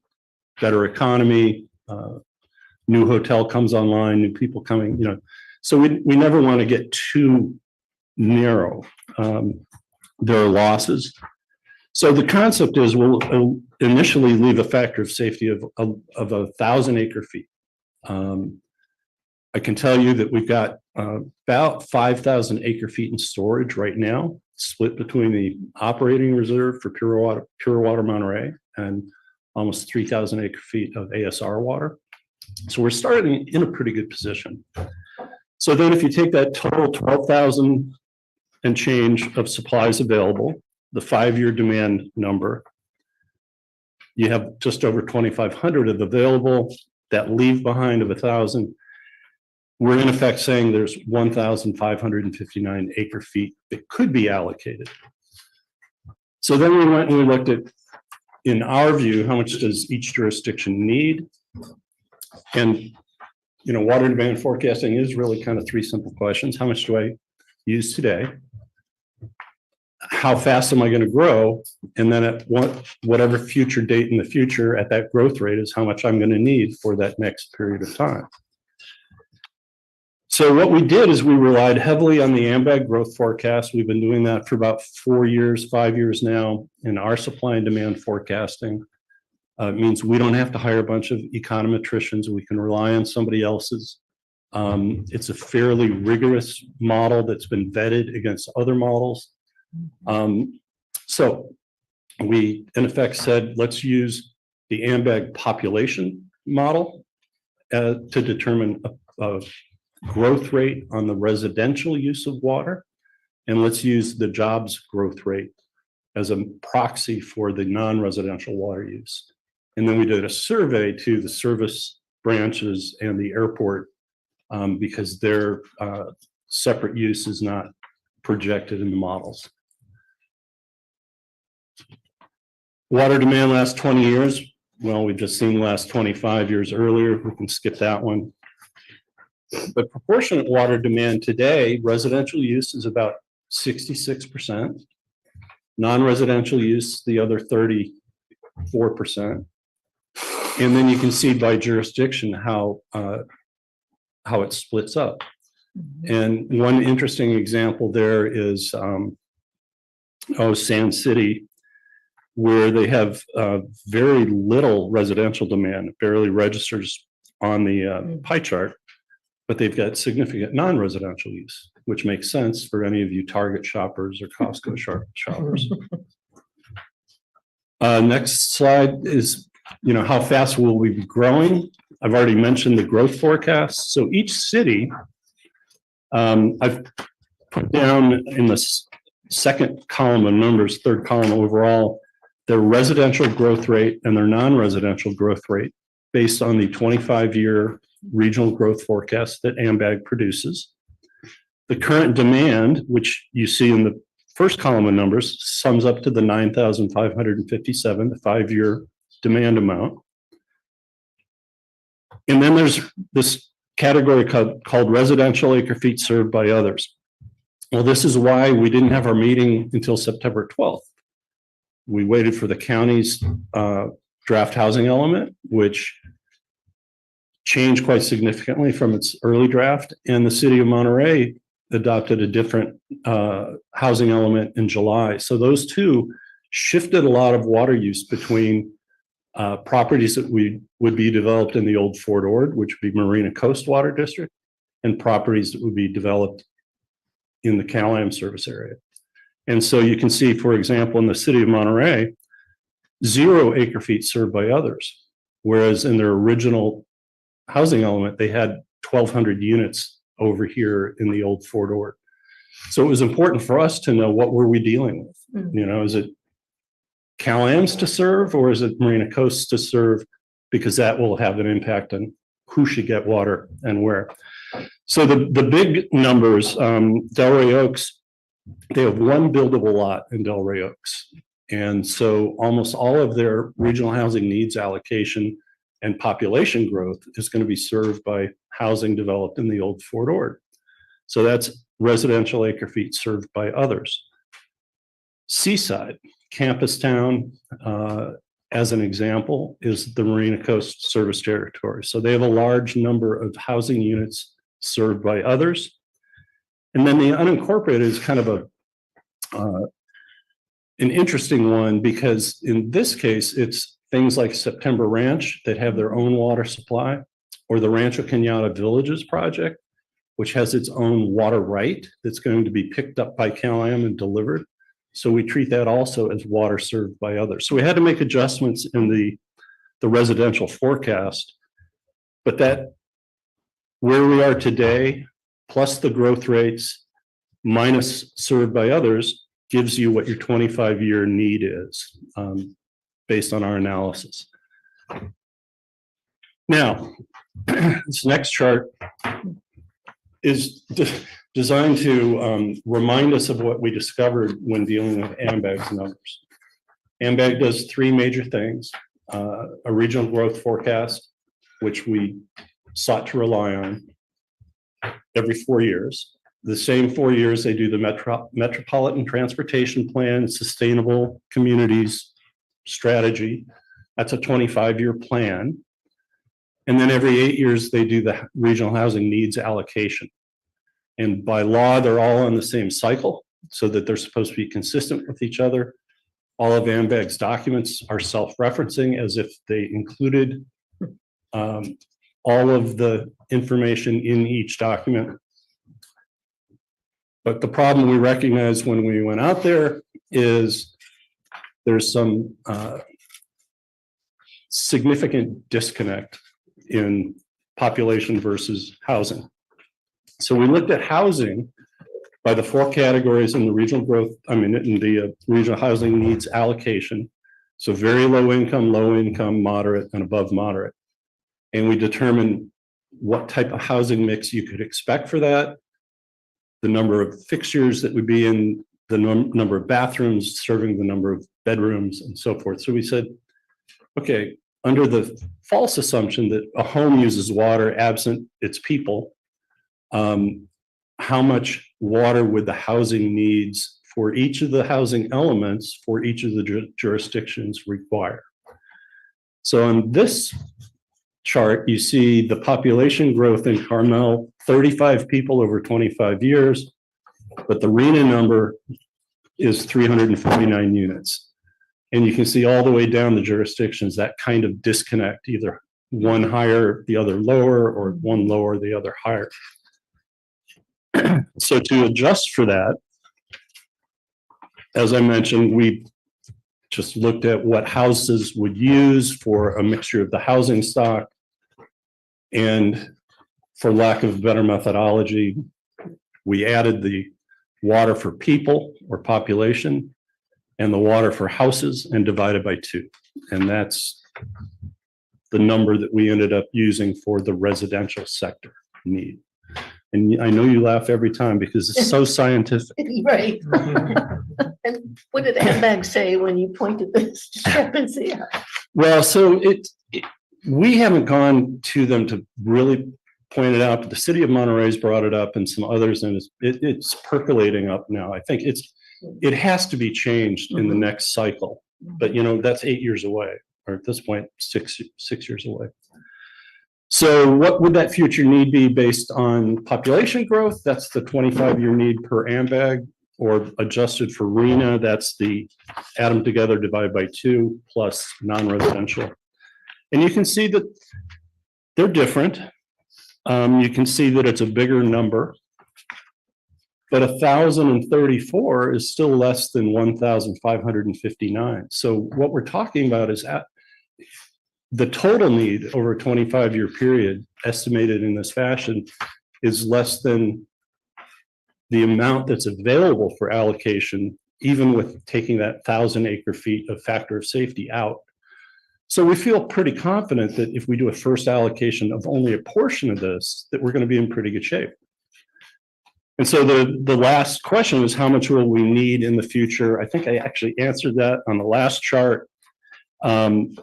But what we had proposed is we take that 25-year water need from that last chart, totaling the 1,034 in total, and then allocate a third to each jurisdiction to get them started. Now, I mentioned that Del Rey Oaks gave me pause because it's such a small number that a third would be like 3 acre feet or 2.78 feet. And it just doesn't feel right, because you could end up with a lot of accessory dwelling units, ADUs. They could change their minds and develop some of that lot below City Hall, the big storage yard. It just seemed like a super low number. And in fact, in our meeting later this week, I'll probably entertain even 100% allocation of 8 acre feet, because yes, most of their housing is going to be in the Marina Coast Service Territory, but 4 just seems too low. I mean, really, it does. So that's the only unusual one on the jurisdiction side.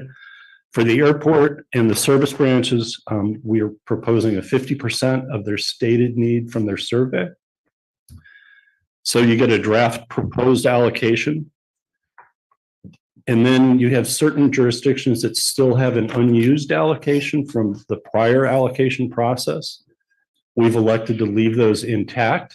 They will be adjusted for whatever their situation is as of the final date of adoption of our ordinance. So, even today, somebody will come in for those jurisdictions that have an allocation. They may have a water release form for very, very small project. So we're still debiting their account, and we will up until we adopt the ordinance. But whatever's there remains theirs to use. And that'll be added to these proposed allocations. And so you can see the draft total allocation, and that's what I'm taking out to the various city councils and the board as our proposal to them. And hopefully, when I report back to you, it is all smooth sailing. Just the last column. Just the last column. Just the last Yep. column. And again, the whole idea is to give them, so on more than one occasion, I've told people, I'm tired of forecasting what the world would be like after we lift the cease and desist order and lift the moratorium. Let's get there. So let's put water in the hands of folks. Let's focus on lifting the moratorium. The beauty on the moratorium is that either with a desal plant, Pure Water Monterey expansion is a bridge to that desal plant, or if you don't believe a desal plant is needed, Pure Water Monterey for the near term years has more than enough water to do what it needs to do. So we will not be in trespass, or Cal-Am will not be in trespass under the water code. And so they meaning the regulators, be able to lift the cease and desist order based on the facts that are current, plus this 5-year period of surplus or longer. And so I think, that's our focus, get water in the hands of the jurisdictions, then focus on lifting the moratorium, and then let's see things actually get built. That's it. Yes. What kind of feedback have you gotten from the jurisdiction? Questions, concerns? Yep. So the first one, so City of Monterey, let's talk about them for a second. They had concerns that AMBAG's job growth rate may be double counting.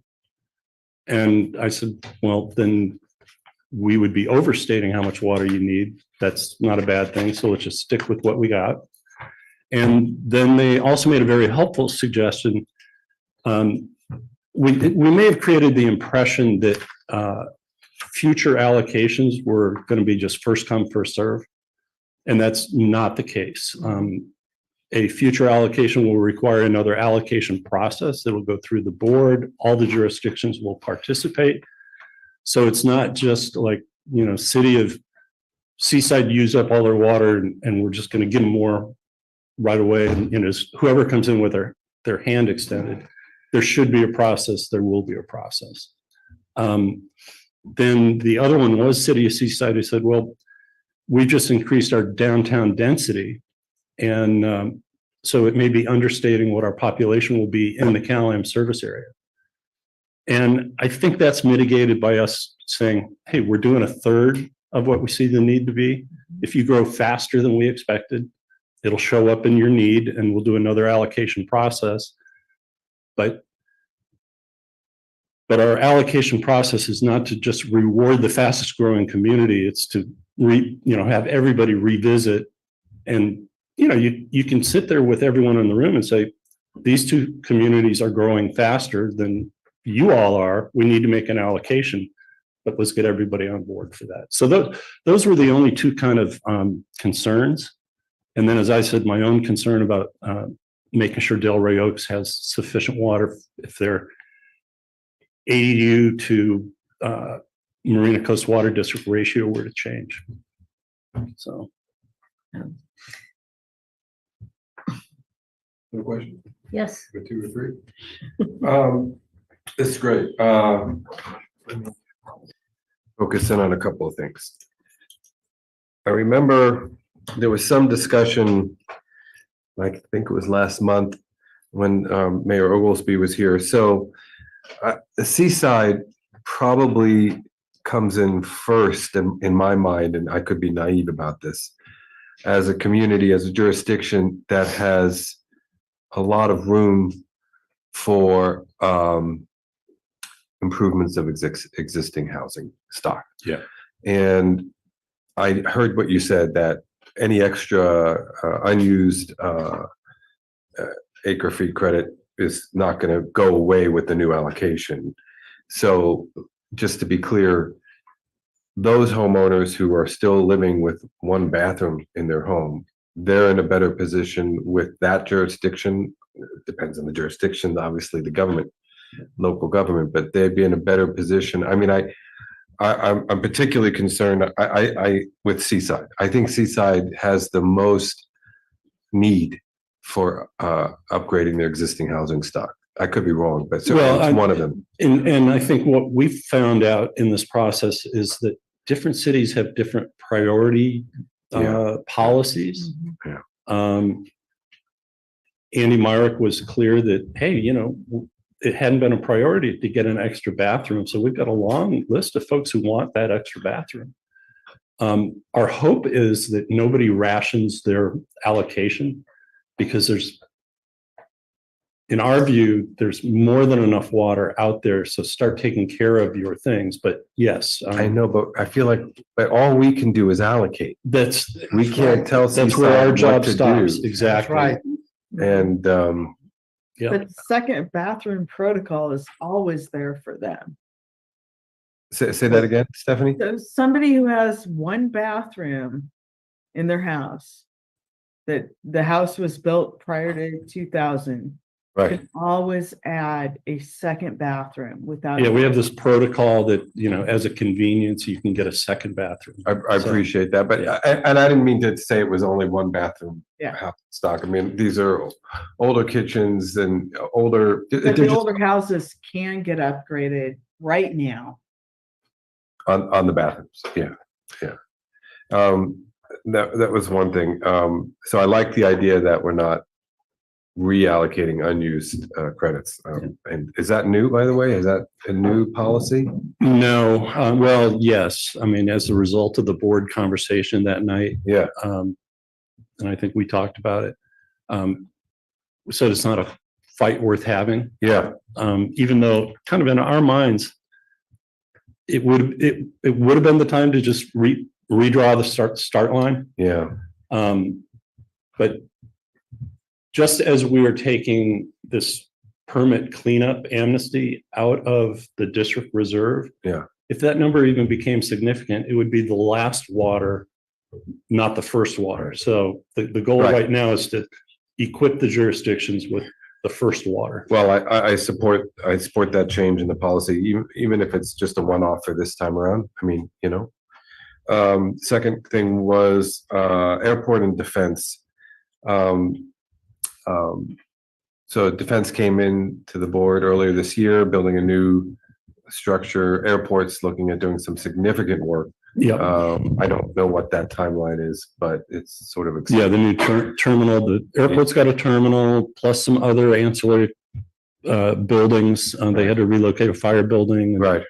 But they did a fairly thorough analysis.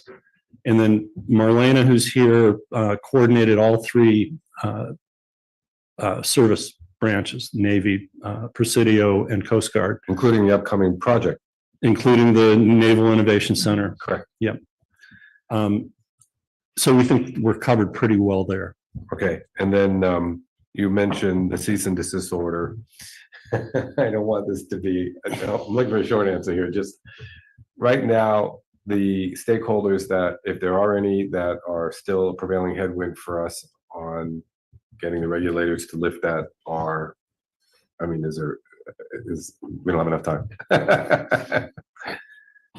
Just Josh. Just Josh? JJ? Just Josh?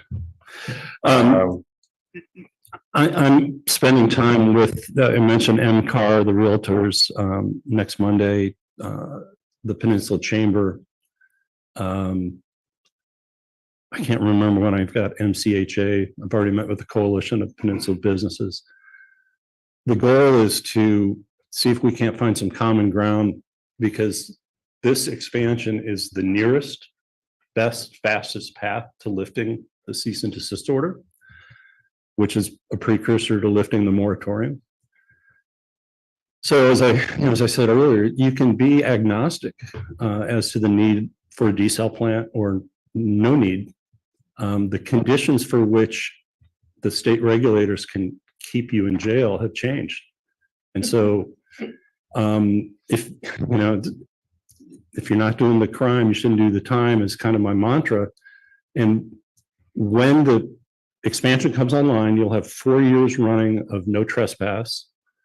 And the promise of the expansion, as you begin to look at these numbers, is worst case, you won't be in trespass for 5 to 10 years.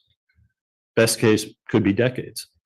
So it'll be very, very difficult for the State Water Board to maintain a position of the CDO is an enforcement tool to ensure that you do not trespass. And that's the next big initiative. That was it. All my questions are answered. Thanks. I had a question on just the Monterey number. Kind of seems like Monterey is built out. So what's the rationale for, I mean, I know historically they've talked about a big number or a pattern of, larger changes over time. Do they still expect those significant changes over time for this much water? Well, so that's the interesting thing. They were the example where population was like 1,400 people over 25 years, but the housing number is 3,654. Disconnect. Yeah. But similar to Seaside, you can upzone your downtown, which they've done. You can do infill, but it also has a lot to do with how aggressive is your city council. Monterey is very aggressive. However, I think that once you get your first 360 units built, it feels pretty good. Once you get 700 built, you're only at 20% of that RENA number, and you're going to begin to go, where's my next developer who's got a project that's going to make a big dent? So even if you've got opportunity sites, you're going to run out of opportunity developers, and you have to ensure profitability, or you have to find a foundation, or you have to do something to make it profitable. But your approach was not so much to predict the future, but to make AMBAG be the predictor of the future, and you just made the best numbers work out on jurisdiction. Yeah, and without the detail here, I think the jurisdiction staff at our September 12th meeting got to see where AMBAG talks about how they tested their model against the Department of Finance's model. But there's even some question whether, this last adopted population forecast did not necessarily start with the census, the most recent census. So the next one will. Oh. So your output's only as good as your input. And I always kind of quip that, okay, if your model gave you statistically significant results compared to 3 other models, that's great. That means it's a good model at mimicking other models. But has anybody taken all 4 of them and see how it lines up against the actual outcomes, 5 years after the model results, 10 years after the model results?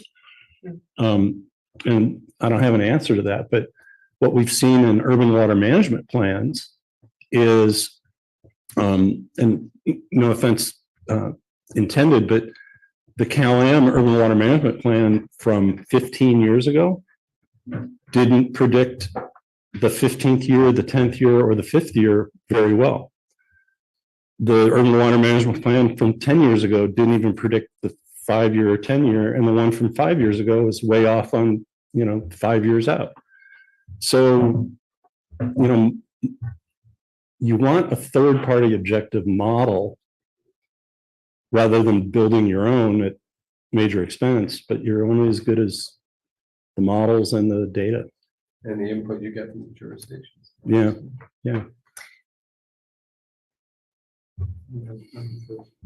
Yeah, I can't fault you for relying on AMBAG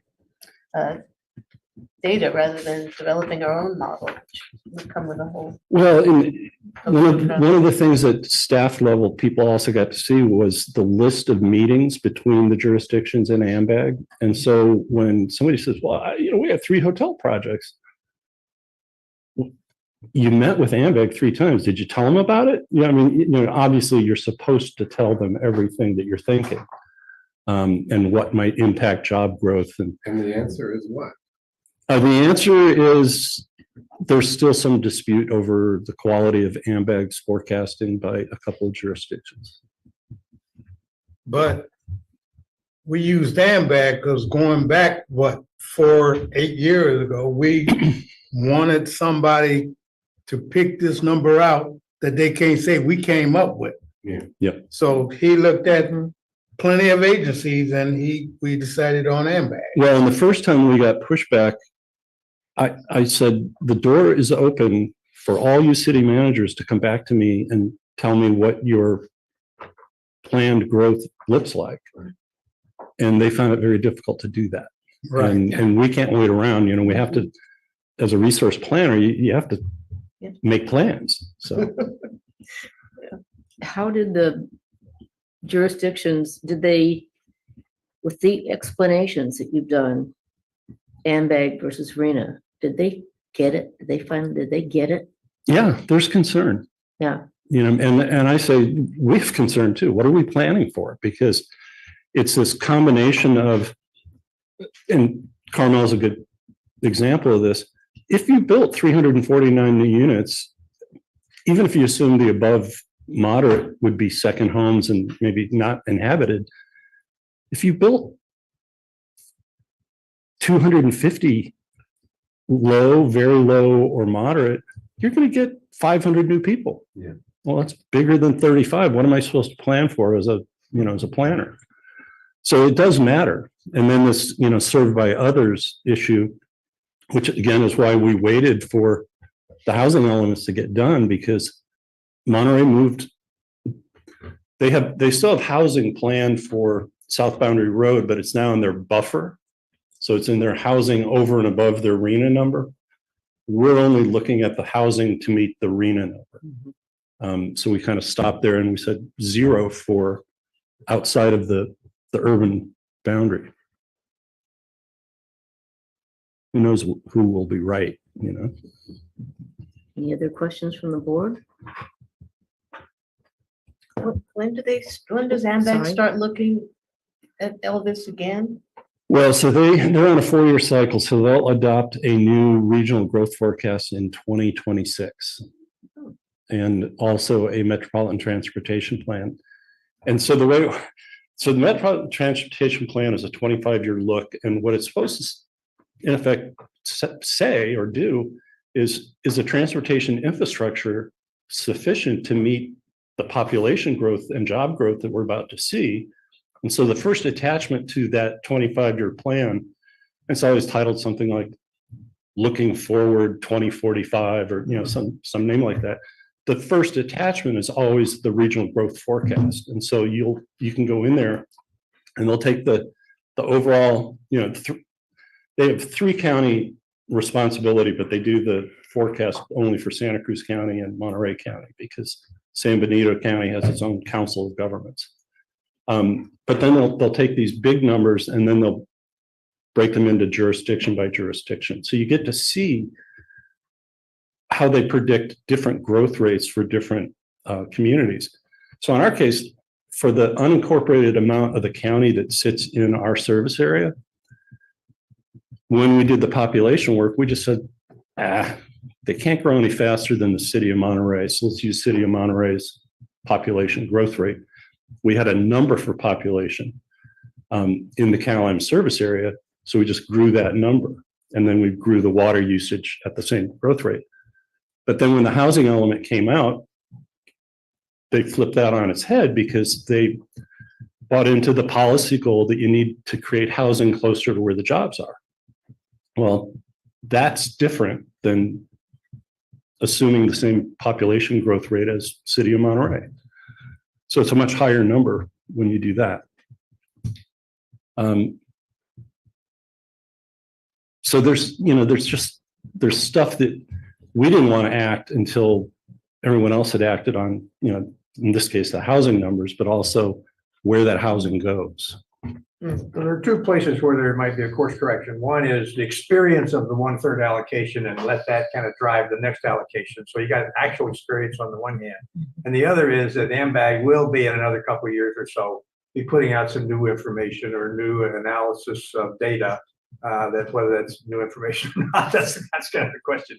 But anyway, that's another potential course correction. Yep. When that hits the public. Yeah.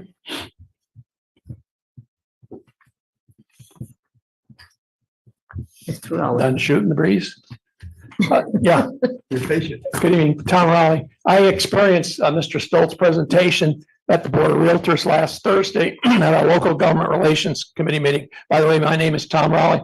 I'm Vice President of Taxpayers MPTA, but I'm also a realtor. I used to deal in commercial real estate, particularly in downtown Monterey, PG, and Carmel. I gave it up because of lack of water. I gave it up around 2005. I've been pretty much stuck to residential real estate since then. I do mostly property management. I don't do much listing and sales, although I do have a house for sale in Casanova, Oak Knoll, in case anybody's interested. And we just lowered the price to $950, 3-bedroom, 2-bath with a nice master suite with a hot tub. But anyway, I disagree with you. Monterey has some big sites on Garden Road. At least 3 are vacant right now that were commercial sites. A 4th site had the fire recently. So it's not just Seaside that needs water for construction, because these were commercial buildings. And when I asked the Seaside City Council, what about the jobs housing balance? You're doing away with 4 major commercial properties on Garden Road. And they said, no, we're going to do a blanket thing. We're going to convert it to housing. They did not consider anything about the impacts. Yeah, it's going to create hopefully affordable housing.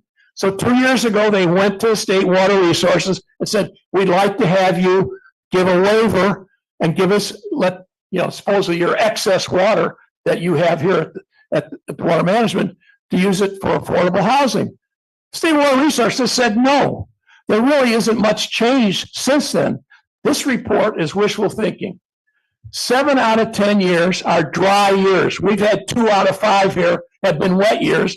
The same time we've had restrictions because of COVID-19. We've had great reductions on commercial visits. And I believe the closest we are is we're up to like 70% for next year on our bookings. We're still below what pre-COVID bookings are for the economy. And that's for visitors. So the other thing is, I question this report. Page 11, he's got 2250 for pure water expansion. How much water is there? That's not even going to happen till the end of next year. That's page 11. Aquifer storage and recovery 1210.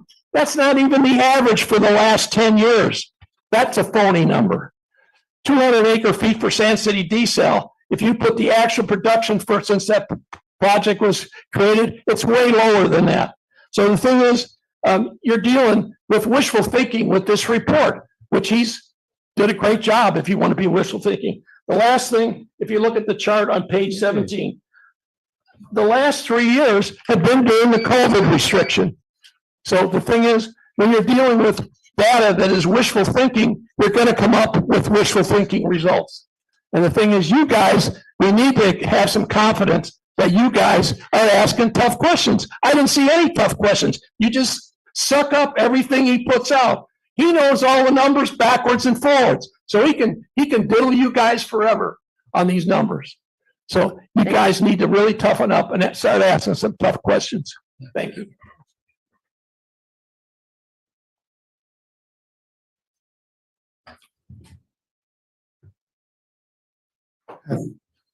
To the chair.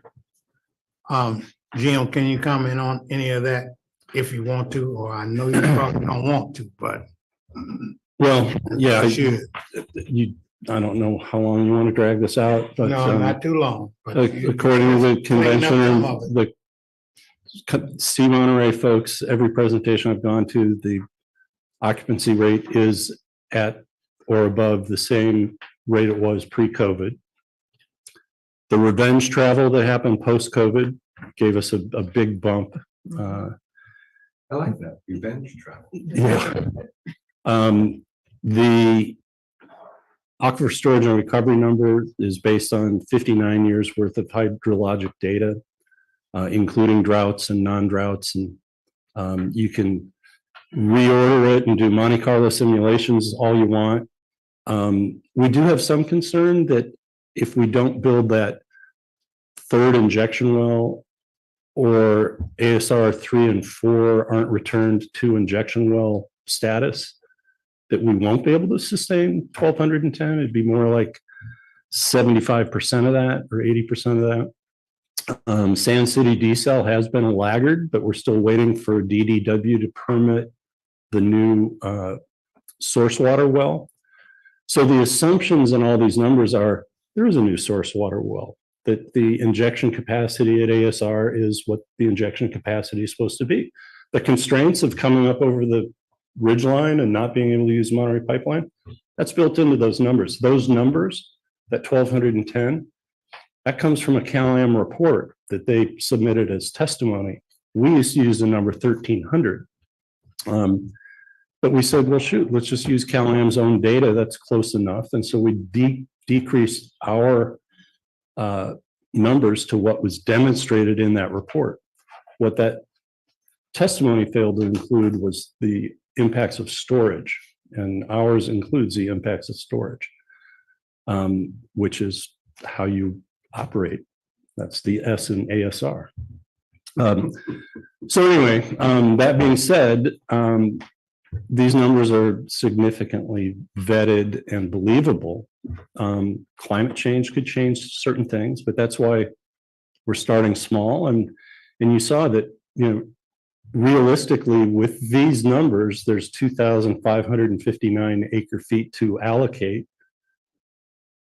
Our calculated need are 1,034 acre feet with that add together, divide by 2 treatment on housing, residential water use. So the difference between the two is if you're wrong on supply, there's a lot of room still because we're only allocating a third of the stated need for new demand. After the $1,000 buffer. After a 1,000 1,000 acre foot buffer. Yeah. Dollars acre feet, you know what? Yeah, we know what you mean. So, Well, and I'll just, through the chair, to your comment, Director Edwards, it's tiring. This is tiring. We always want to get the input. We want to figure out where our numbers are right, where they're wrong, try to understand why our demand is where it is, why it's lower than the year before, which was lower than the year before, which was lower than the year before. It's tiring to see